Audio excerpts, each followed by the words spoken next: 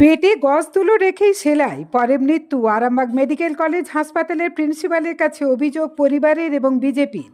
খানাকুল থানার কিশোরপুর 2 জিপির বামুনখানার বাসিন্দা পীযূষ পাখিরা স্ত্রী রমা পাখিরা দ্বিতীয় সন্তান জন্ম দেওয়ার জন্য আরামবাগ মেডিকেল কলেজ হাসপাতালে গত 7 মাস আগে ভর্তি হন।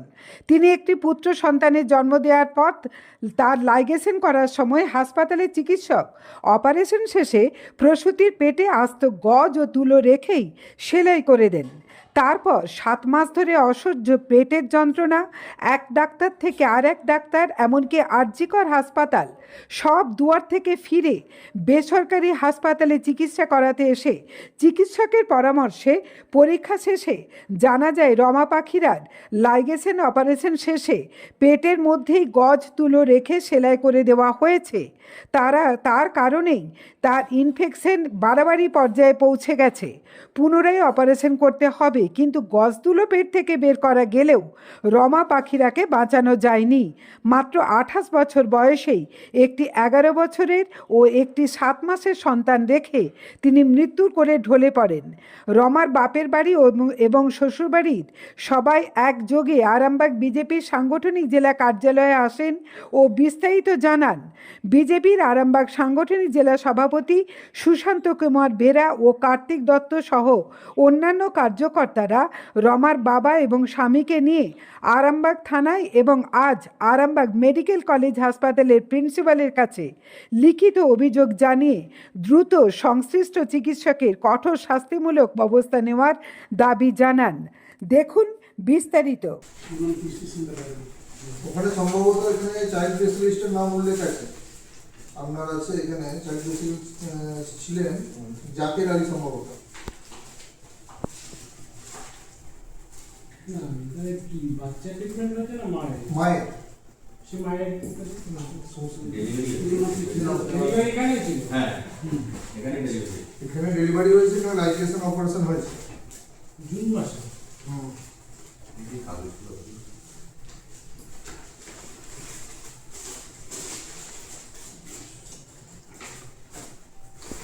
দেখুন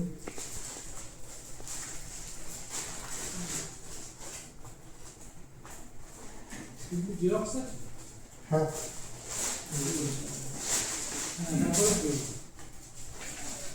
তারপরে উনি এখানে ভর্তি থাকাকালীনই ওনার পেটে কিছু স্টিচের সমস্যা থাকে, পুনরায় ওনাকে স্টিচ করা হয়। তারপরে বাড়ি যাওয়া হয়, তখন যাওয়ার সময় পেটে ব্যথা অনুভব করে। উনি বলে স্বাভাবিক ব্যথা বলে এখান থেকে রিলিজ করে দেওয়া হয়। বাড়ি গিয়ে আবার পেটে ব্যথা বাড়তে থাকে।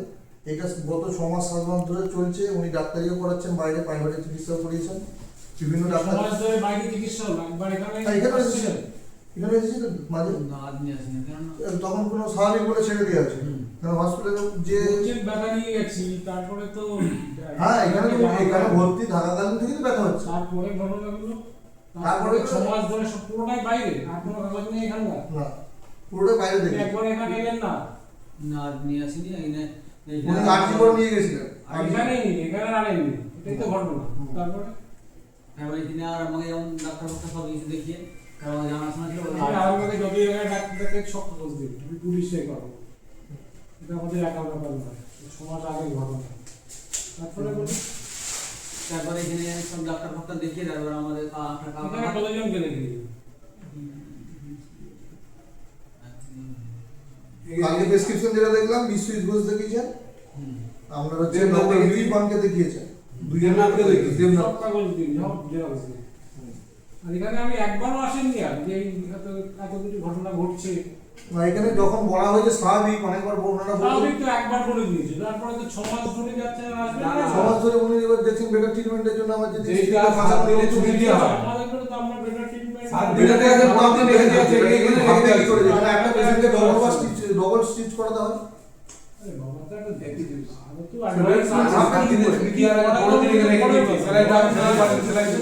তারপরে কি হয়েছে বলুন। তারপরে ওই তো 7 দিনের ছুটি দিতে আমি বলেছিলাম যে 7 দিনে কেন আমার রোগী তো 7 দিনের ছুটি দিয়ে দিলে পরে কি হবে, এখানে তো গেলেন 6 মাস ধরে, তারপরে বাইরে দেখাবেন। বাইরে আরামবাগে অনেক কিছু দেখেছি আমি, 2 ডাক্তার 4টে ডাক্তার। তারপরে আমাদের বাবু একটা হয়, সে বললো তাহলে কলকাতা তো সেই ডাক্তার যখন পেটে ব্যথা আর কোনো ইনভেস্টিগেশন ইউএসজি বা সিটি স্ক্যান পেটে কোনো হ্যাঁ সব করেছে এক্সরে সেগুলো কোথায় আচ্ছা তারা দেখে কি বলছে তাহলে সব বললো কোনো ওসব প্রবলেম নেই নেই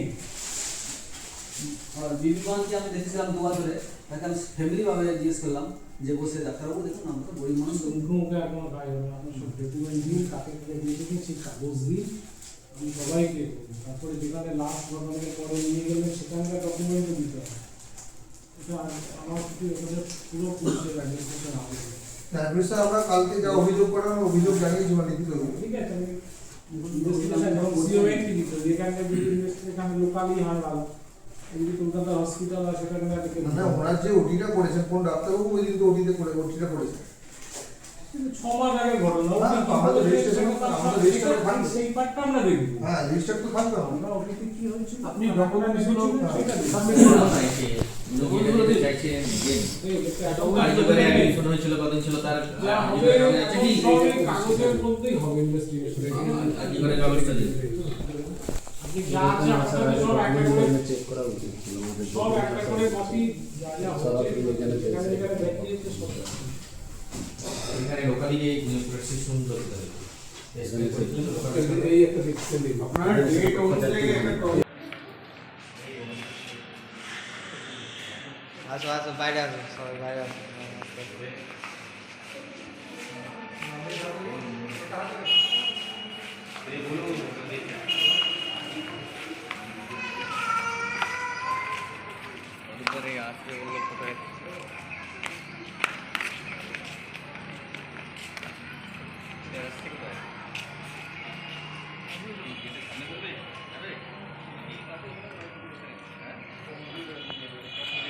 সেই ঘটনার পরিপ্রেক্ষিতে আমরা বিভিন্ন জায়গায় অভিযোগ করেছি।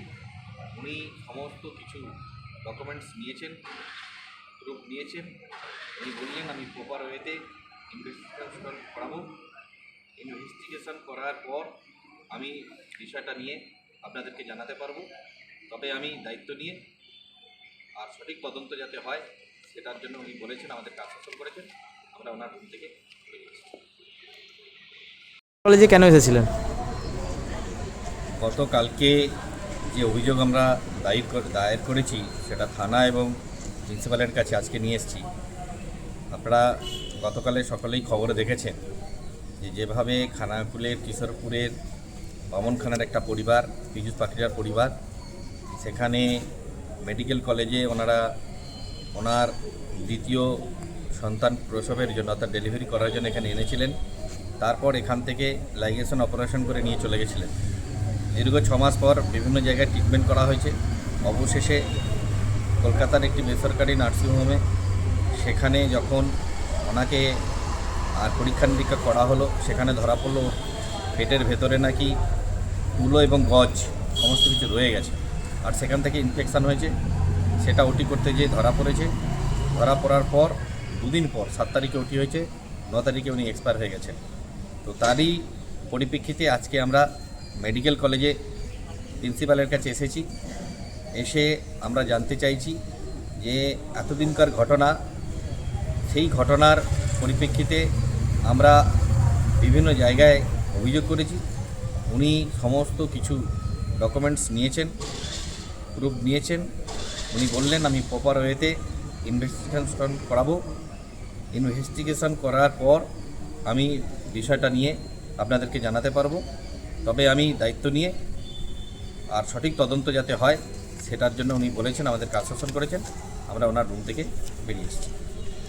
জ্যোতিষ জগতে অদ্বিতীয় ডক্টর অঞ্জন শাস্ত্রী, আপনার উজ্জ্বল ভবিষ্যতের একমাত্র দিশারি। Call for booking 7477886099 or log in www.anjanshastri.com। Download করুন আমাদের exclusive mobile app astro Anjan.